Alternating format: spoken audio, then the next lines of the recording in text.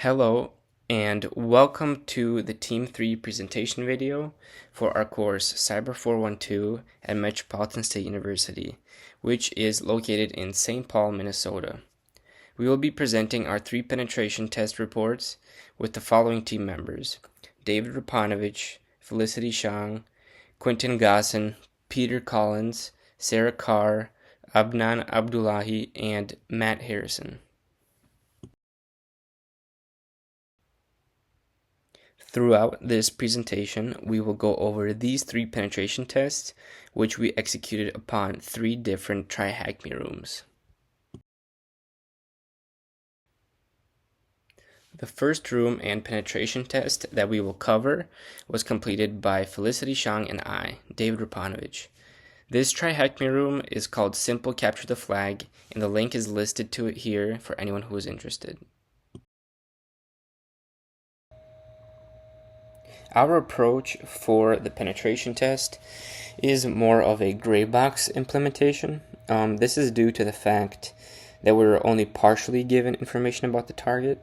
We have been given the IP address of the system and nothing more. So we plan to begin with scanning and gathering information that might aid us later when we're actually forming our attacks. And the scope of our penetration test covers only our single target system, which is located at 10.10.100.35. The tools that we will showcase that were used are Nmap, GoBuster, Hashcat, ExploitDatabase.com, and GTFOBins.com. And we will use these tools to find protocols and services used, along with enumerating information from the target, and finally also finding and using effective exploits against our target. And our focus will be mainly on 3 protocols, which is HTTP, SSH, and FTP.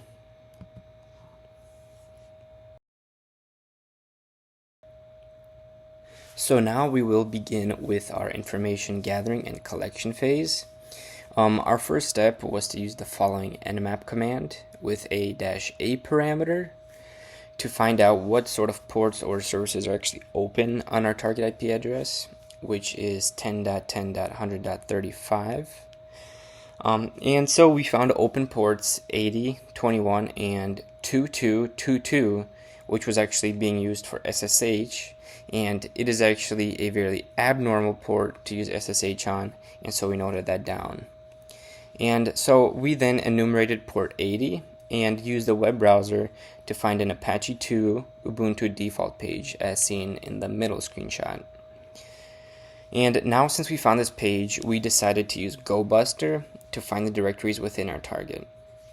And after executing the command as seen in the lower screenshot, we found the /simple directory, which would later become very useful and very important for our penetration test.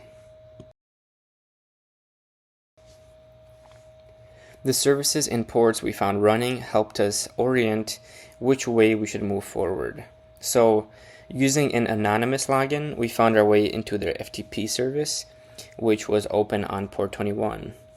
And we also noted that SSH was running on port 2222 and has open SSH setup, which we could possibly use. And the HTTP service and web directories allowed us, as seen as in the last slide, allowed us to find the simple directory, and we then used the simple directory to find out the version of the page in our browser was an old version, and it was actually vulnerable to SQLI, which is actually a SQL injection.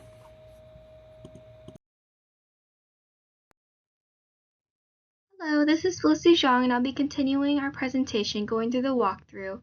Walking through our penetration test, we had a scanning and enumeration phase along with an exploitation phase. Within our scanning and enumeration phase, we used Nmap to locate and find open ports or services which possibly could be useful for our penetration test. Finding that FTP was open, we decided to use it with anonymous as a login and eventually found a file called formich.txt, which talked about how the password is the same and therefore weak. By using GoBuster for the next step, we found the /simple directory and noted the version of the web page, which was 2.2.8.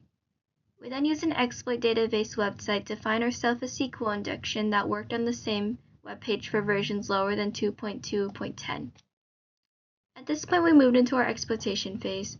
We downloaded and used exploit, which was a Python file, and successfully revealed the username and password hash for the Mitch account within the target.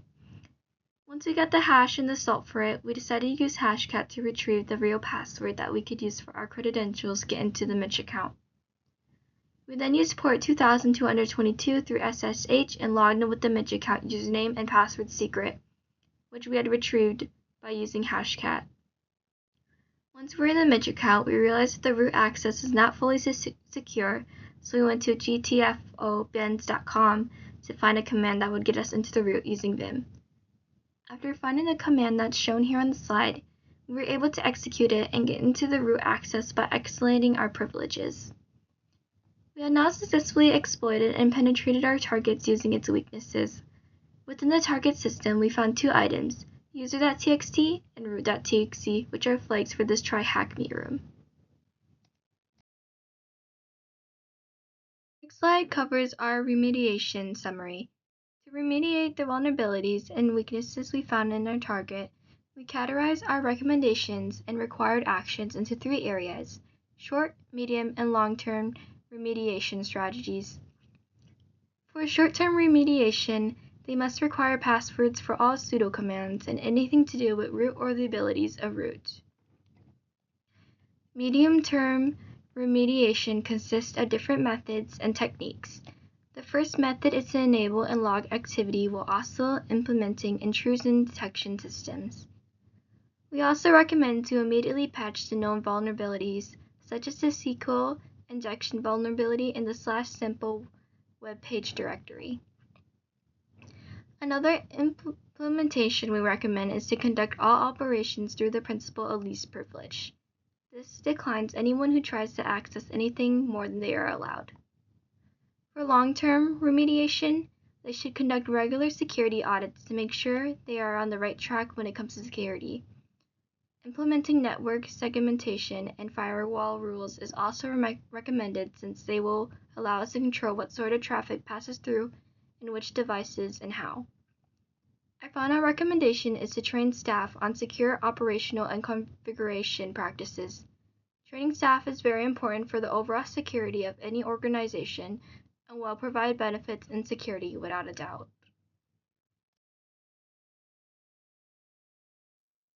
Hello and welcome to pen test number 2 in our group project. My name is Sarah Carr with classmates Peter Collins and Matthew Harrison. We have completed the Archangel room from TryHackMe. Archangel is a beginner to intermediate level room that focuses on web application security and privilege escalation techniques. Our penetration test had a clearly defined scope focusing on the Archangel machine. We examined the web application layer, SSH services, internal system services, the file system structure, scheduled tasks through cron jobs, and potential privilege escalation paths via SUID binaries. We followed a structured methodology beginning with thorough reconnaissance, followed by web exploitation techniques, with a particular focus on local file inclusion vulnerabilities. We then leveraged these initial access points to perform privilege escalation. Our toolkit included industry standard utilities such as Nmap for port scanning, GoBuster for directory enumeration, Netcat for connections, Burp Suite for web traffic manipulation, and a customized PHP reverse shell for gaining access, and then CyberChef for encoding and decoding operations. Hello everyone, this is Matthew Harrison. I will be going over the information gathering portion of the Archangel room.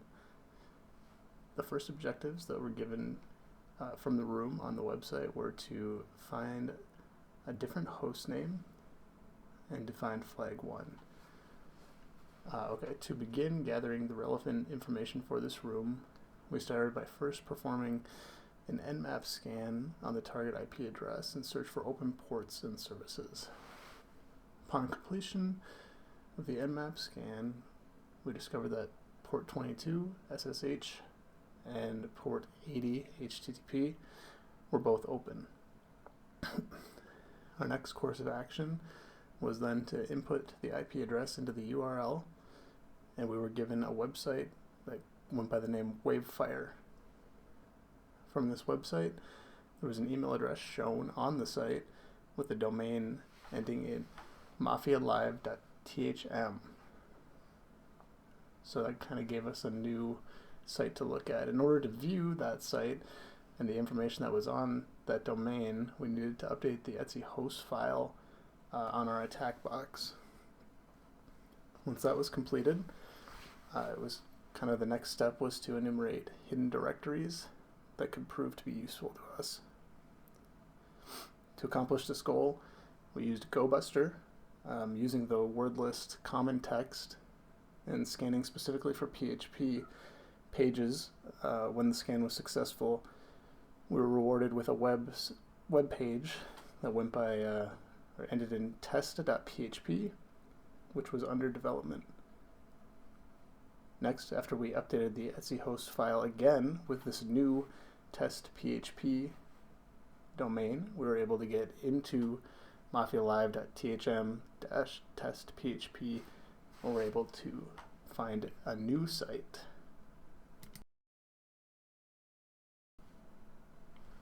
Okay, so kind of moving on from the information gathering part of the room, let's kind of go through the walkthrough.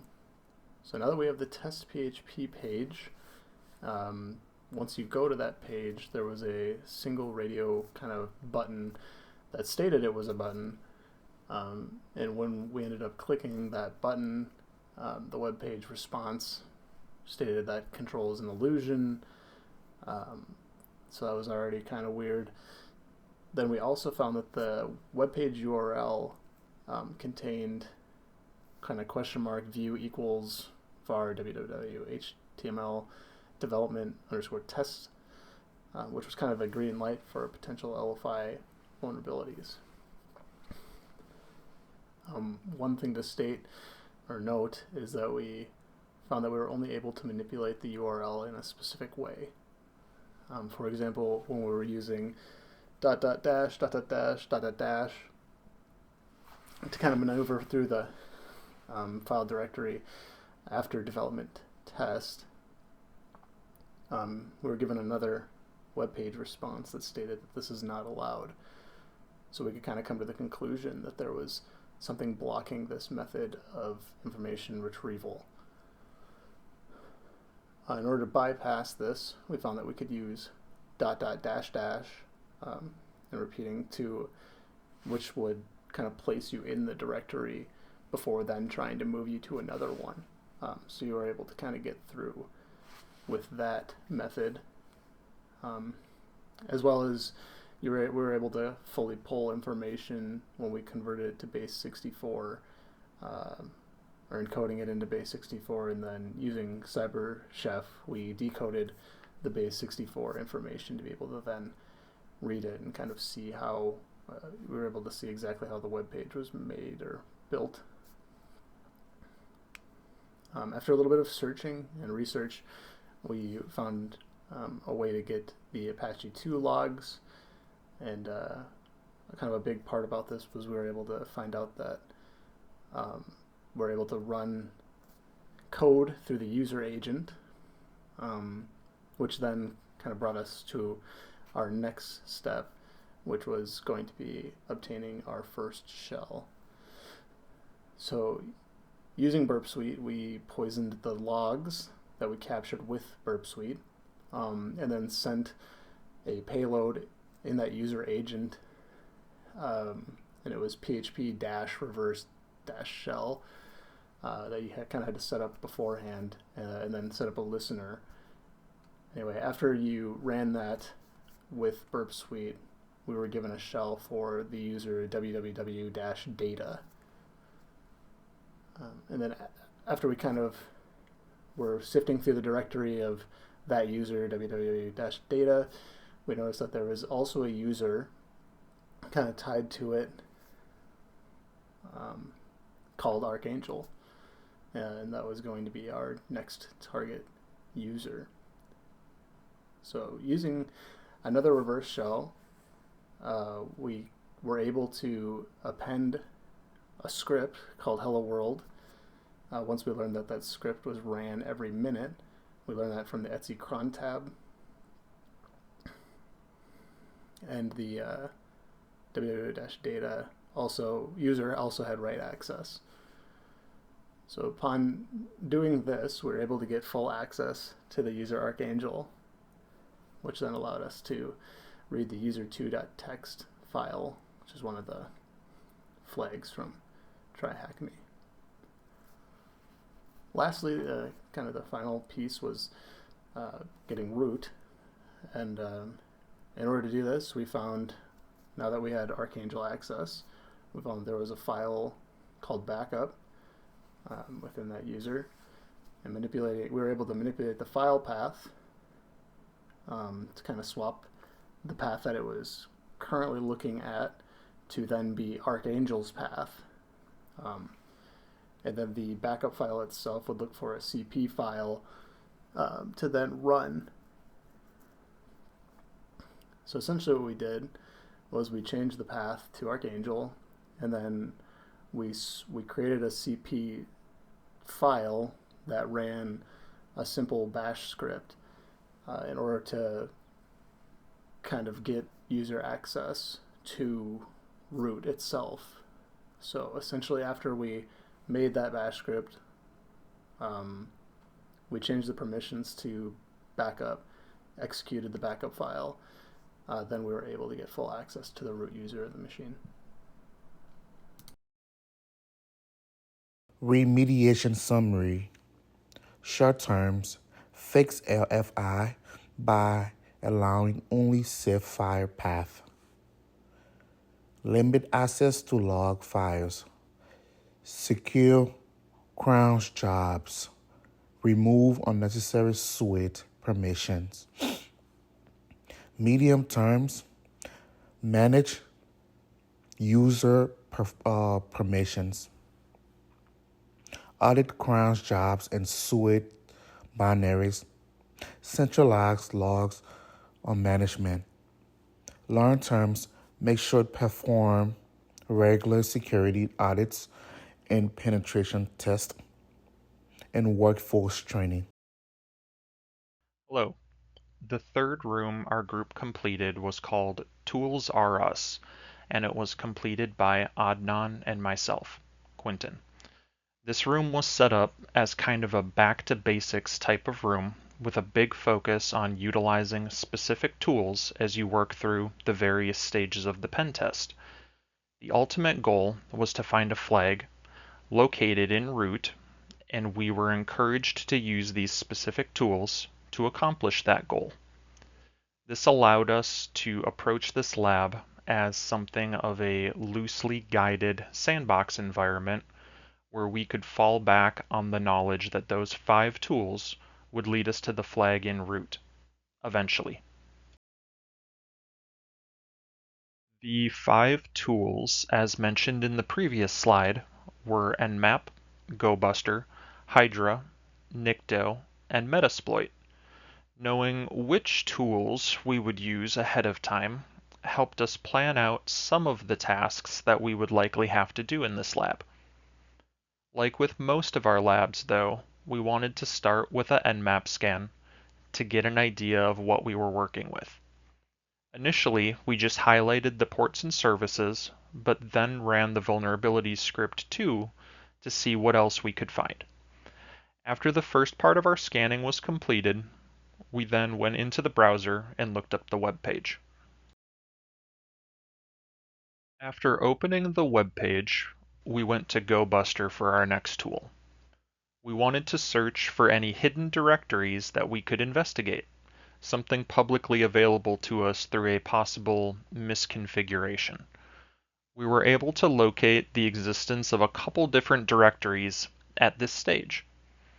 The guidelines directory had a note placed on it addressing another user, whose name was Bob, and asking if they had made some updates to a Tomcat server. We also learned about the protected directory, but didn't have access to that just yet. Now knowing that a user named Bob existed, we could take that information and attempt to find a password with Hydra. Hydra was able to crack the credentials for the user Bob, so we could now use those credentials to log into the protected directory. Hello, my name is Adnan Abdullahi. I will be going over the TryHackMe room tools Rust, and I'll be speaking on the slide overview and recommendations. We used Nitco with login credentials, then we scanned manager and HTML directory. We found 5 documentation files. They need to secure directories and files, apply access controls properly, apply stronger passwords, proper access controls, and update software regularly. Also, use WAFs to block malicious attacks. Next, I will be moving on to a walkthrough. We used GoBuster to discover hidden directories on the server. This helped us identify accessible files and potential areas for attacks. Nmap identified open ports and services that were vulnerable to specific exploits. Nitco revealed potential security flaws in the web server's configuration. We used Hydra to brute force weak passwords and gained unauthorized access. Finally, Metasploit was used to log in with the stolen credentials and escalate to root access. Lastly, I'll be talking about a remediation summary. We successfully performed directory enumeration, discovered vulnerabilities, and gained unauthorized access using brute force techniques. We used Nmap for scanning services and vulnerabilities, GoBuster for directory brute forcing, Hydra for password cracking, Nikto for web server scanning, and Metasploit to exploit Apache. This demonstrated how effective penetration testing tools can be in finding and exploiting security flaws in web applications. To improve security, we recommend using web application firewalls to mitigate common vulnerabilities.